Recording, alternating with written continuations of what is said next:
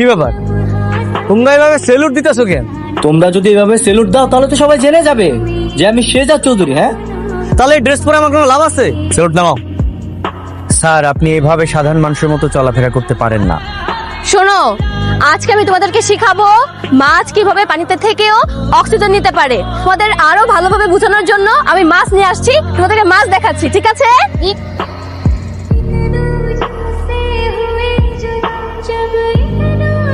Sorry sorry sorry sorry sorry, আমি আসলে দেখিনি।